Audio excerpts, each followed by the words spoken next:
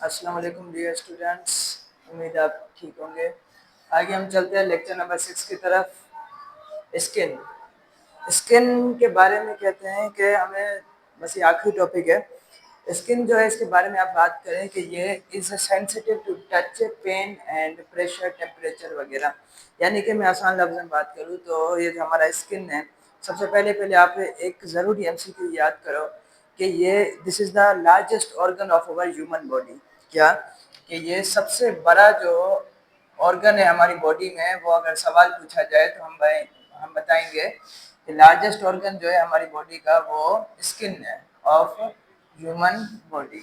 मैं इंटरनल की बात नहीं कर रहा, मैं अंदरूनी ऑर्गन्स की बात नहीं कर रहा, मैं टोटल ओवरऑल की बात कर रहा हूँ कि हमारी बॉडी में सबसे बड़ा जो ऑर्गन है वो स्किन है। ठीक है, देखो कितनी बड़ी है, मुंह से लेकर पाँव तक इस तरह जा रही है।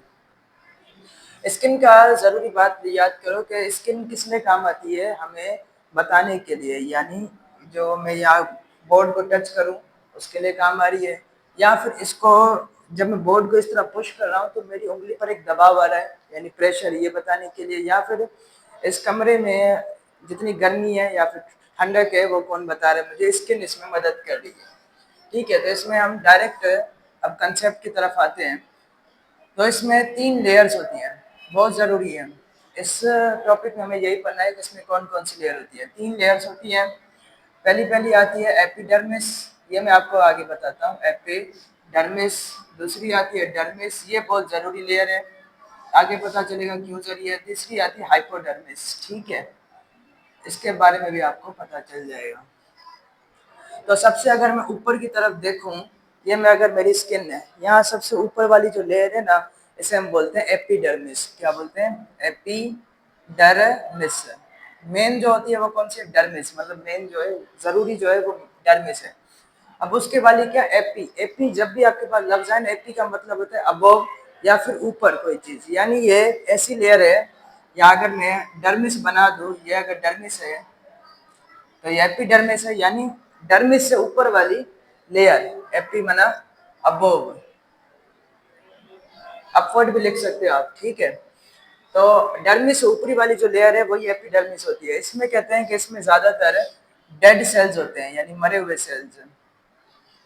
इसकी मैं मिसाल देता हूँ कि मिसाल के तौर पे अगर आपने इस तरह देखा होगा कि अगर आप इस तरह अपने हाथों में करके देखें, इस तरह मिट्टी निकलेगी आपके ऊपर वाले जिस्म से। ये जो मिट्टी होती है, असल में क्या होते हैं?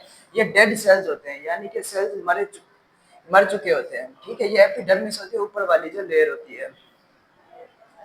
अच्छा, इसके बाद अगर हम आगे जाएं तो दूसरी आती है डर्मिस। ये बहुत जरूरी है, क्यों? इसमें ज्यादातर स्ट्रक्चर यहीं पर मौजूद होते हैं। ठीक है, कौन कौन से स्ट्रक्चर की अगर मैं बात करूं तो मिसाल के तौर पर अगर आप कहें कि मेरे जिस्म में अगर मैं यहाँ पर अगर गर्मी होती है तो यहाँ से पसीना निकलता है। ठीक है, यानी स्वेट। तो वो कौन निकालता है? वो निकालते हैं स्वेट ग्लैंड्स। स्वेट ग्लैंड्स कहाँ पर है? वो डर्मिस में मौजूद है। स्वेट ग्लैंड्स, स्वेट ग्लैंड्स, यानी कि आपका पसीना जो है, पसीना, ठीक है, वो इसके अंदर मौजूद है। आगे अगर मैं बात करूं तो मेरे जिस्म में, मतलब मेरे यहाँ से स्किन वगैरह से ऑयल भी निकलता है ना। तो वो जो ग्लैंड्स होते हैं वो भी यहाँ पर मौजूद है। ग्लैंड्स क्या है? ऐसे स्ट्रक्चर जो कुछ ना कुछ बना रहे हैं। ठीक है, यहाँ पर स्वेट ग्लैंड पसीना बना रहे हैं, और यहाँ पे सेबेशियस ग्लैंड ये क्या बनाएंगे? ये ऑयल बनाएंगे आपके जिस्म में से जो निकल रहा है।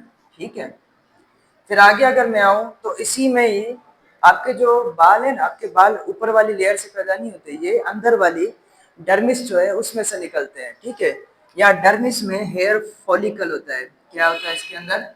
Hair follicle. हेयर फॉलिकल क्या है? वो सेल, वो स्ट्रक्चर जहाँ से बाल निकलता है, शुरू शुरू में होती है, उसकी जड़ जो होती है उसे हम हेयर फॉलिकल बोलते हैं। यानी यहाँ से क्या निकलता है? आपका बाल भी इस तरह करके निकलता है। ये मैंने हेयर लगा दिया, और ये क्या है? उसका हेयर फॉलिकल। ठीक है, वो भी कहाँ पर होता है? यहाँ पर मौजूद होता है। तीसरी बहुत जरूरी बात, आपको दर्द महसूस होता है, आपको पता चलता है कि ये चीज गर्म है या ठंडी है, वो कौन से स्ट्रक्चर है? वो भी यहाँ पर डर्मिस में मौजूद होते हैं, उन्हें हम बोलते हैं नर्व रिसेप्टर, रिसेप्टर इसलिए कह रहा हूँ कि पहली वीडियो देख लो, आपका रिसेप्टर का कंसेप्ट क्लियर हो जाएगा। रिसेप्टर जो किसी भी जो चेंज है उसके बारे में बताते हैं, जैसे कोई चीज़ गर्म है या ठंडी है, या हमें रिसेप्टर बताते हैं, नर्व रिसेप्टर। ठीक है, तो वो जो सारे नर्व रिसेप्टर हैं वो भी यहाँ पर मौजूद होते हैं। ठीक है, ये अब आपका टास्क है कि आप बुक में जाकर देखें और वहाँ पर देखें कि आपके पास कौन कौन से रिसेप्टर हैं। जैसे दर्द का एक अलग रिसेप्टर होगा, आप किसी चीज़ का कोई इस तरह दबाव आ रहा है, जैसे हवा का दबाव होता है, ठीक है, प्रेशर, उसका एक अलग रिसेप्टर होगा।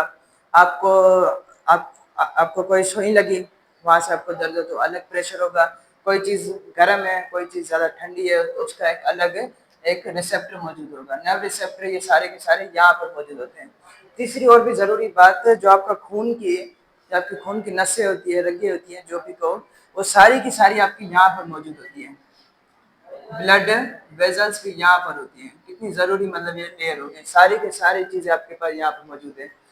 पसीना निकालने वाला स्वेट ग्लैंड, ऑयल निकालने वाला सेबेशियस ग्लैंड, हेयर फॉलिकल जहाँ से बाल निकलता है, नर्व रिसेप्टर जो कि बहुत सारे किस्म के होते हैं, हमें दर्द के बारे में बताएं, पेन, कोल्ड यानी ठंडा, हॉट यानी गर्म चीज़ों के बारे में बताएं। ठीक है, ये सारा, या फिर कोई चीज़ हमें टच कर रही है वो भी हमें किस में पता चल रहा है, इस वाले में रिसेप्टर में पता चल रहा है। ब्लड वेजल्स भी इसमें होते हैं, यानी जो खून की नलियाँ हैं वो भी इसके अंदर होती हैं। ठीक है, तीसरी में आऊँ तो तीसरी होती है हाइपोडर्मिस। अब हाइपो का मतलब होता है कि लोअर, जैसे एफी का मतलब था अपवर्ड या अबव, हाइपो का मतलब होता है लोअर। ये भी आप याद कर लेना, हाइपो का मतलब होता है लोअर, यानी ये डर्मिस से नीचे वाली लेयर है। मेन लेयर कौन सी है? डर्मिस, से नीचे वाली हाइपोडर्मिस, से ऊपर वाली एपिडर्मिस। तो नीचे वाली हाइपोडर्मिस है, इसके बारे में याद करना कि इसके अंदर फैट या फिर ऑयल वगैरह भरे होते हैं। ठीक है, फैट क्या है, इसे हम उर्दू में बोलते हैं, माना चर्बी बोलते हैं। ठीक है, फैट यानी चर्बी। तो वो जो चर्बी होती है उसके अंदर होती है, इसकी मैं मिसाल देता हूँ। देखो, जो भालू होते हैं, ठीक है, भालू की जो खाल होती है मोटी सी होती है, इसलिए होती है ताकि उन्हें गर्मी वगैरह ज़्यादा महसूस ना हो। ठीक है, वैसे हमारी जो आंख है इसके नीचे वाली यहाँ पर देखो तो यहाँ पर ज़्यादा मतलब ये फैट नहीं है, यानी कि हाइपोडर्मिस में ज़्यादा यहाँ पर फैट मौजूद नहीं है। तो हाइपोडर्मिस में क्या होता है, ये फैट भरा होता है और इसका काम होता है इंसुलेशन का। इंसुलेशन यानी आपको ज़्यादा गर्मी या फिर ज़्यादा ठंड आपको महसूस ना हो। ठीक है, या इंसुलेशन में आता है, यानी ये गर्मी वगैरह से उस तरह बचाती है। तो भालू की खाल इस तरह मोटी होती है क्योंकि उसमें हाइपोडर्मिस में ज़्यादा फैट भरा होता है। ज़्यादा फैट की वजह होने की वजह से वो बर्फानी इलाकों में भी ज़्यादातर रह पा रहे होते हैं। सो डेट्स इट, ये इसी के बारे में था, स्किन के बारे में। आगे हम मिलते हैं नए नए चैप्टर।